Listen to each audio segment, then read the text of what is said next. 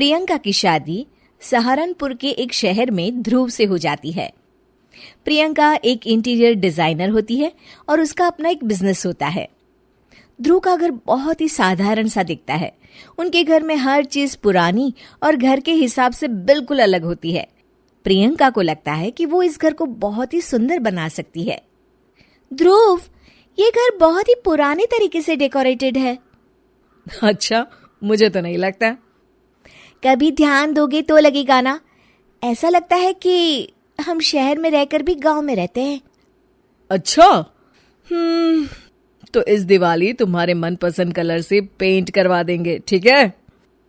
ओहो, पेंट से क्या होगा? ये फर्नीचर इतना पुराना हो गया है, खुद कह देता होगा कभी तो, भगवान के लिए बदल दो, भगवान के लिए मुझे बदल दो। कुछ भी बोलती हो तुम प्रियंका। अरे कितना सुंदर लगता है ये सोफा। हाँ, साइज देखा है इस घर के फर्नीचर का। ऐसा लगता है घर नहीं गोडाउन है। मुझसे नहीं, मम्मी और पापा से बात कर लो इस बारे में। ये सब उन्हीं की पसंद का आया है। हाँ, तभी तो इतना ओल्ड फैशन है। कुछ कहा क्या? अरे कुछ नहीं। आप जाइए, ऑफिस जाइए। ध्रुव ऑफिस चला जाता है और प्रियंका अपनी सास से बात करने की सोचती है।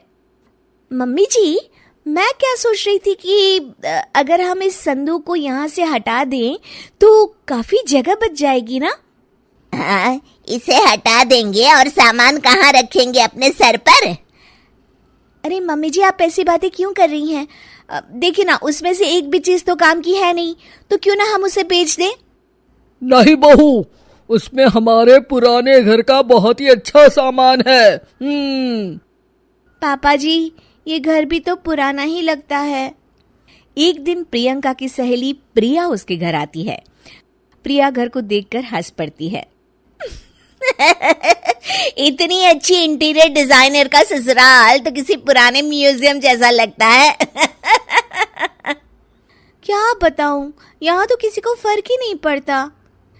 अरे जब सीधी उंगली से घी ना निकले ना, तो उंगली टेढ़ी कर लेनी चाहिए। हाँ, शायद तो ठीक कह रही है। अगले दिन प्रियंका की सास सोफे पर बैठी होती है तो देखती है कि सोफे का कपड़ा नीचे से फट गया है। अरे ये क्या, ये कपड़ा कैसे फट गया? मम्मी जी, मुझे लगता है कि ये किसी चूहे का काम है। क्या? चूहा? फिर से? सास सोफे पर चढ़ जाती है। अब तो मम्मी जी चूहा इस सोफे में अपना घर बना लेगा। क्या? तो क्या करे बहू, तू ही कुछ सुझाव देना। मम्मी जी, हमें स्टील वाले छोटे सोफे बना लेने चाहिए ताकि चूहे को घर बनाने के लिए जगह ही ना मिले। तू सही कह रही है बहू। मैं अभी तेरे ससुर को बोलती हूँ नए सोफे लाने के लिए। मम्मी जी, नए सोफे लाने की कोई जरूरत नहीं है, हम इन्हीं से सोफे बना सकते हैं। आप बस देखती जाइए।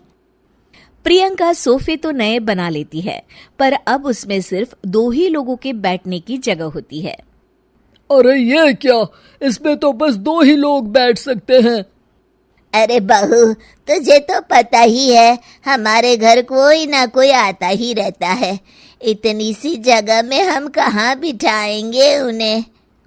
अरे मम्मी जी, आप चिंता मत कीजिए, उसका भी इंतजाम हो गया है। मैंने इस संदूक के ऊपर गद्दा लगवा दिया है और इसे पेंट करवा दिया है। ध्रुव उस पर बैठने की कोशिश करता है, पर संदूक की ऊंचाई ज्यादा होती है, इसलिए उसे बैठने में दिक्कत हो रही होती है। प्रियंका, कम से कम ये तो देखती कि संदूक की लंबाई कितनी ज्यादा है। ये बैठने में बिल्कुल भी कंफर्टेबल नहीं है। अरे आप भी ना, ये आजकल ट्रेंड में है, आपको तो कुछ पता ही नहीं है।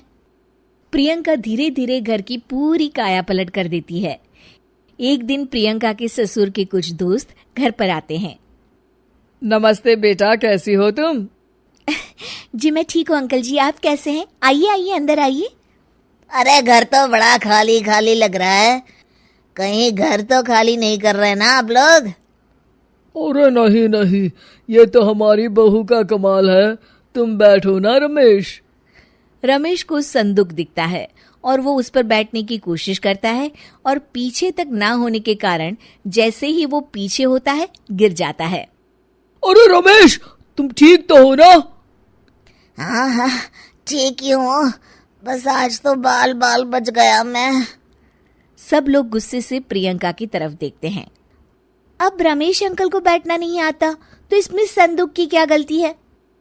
नहीं बहू, गलती तो हमारी है जो तुझे घर का मेकओवर करने दिया। सही कह रहे हैं आप।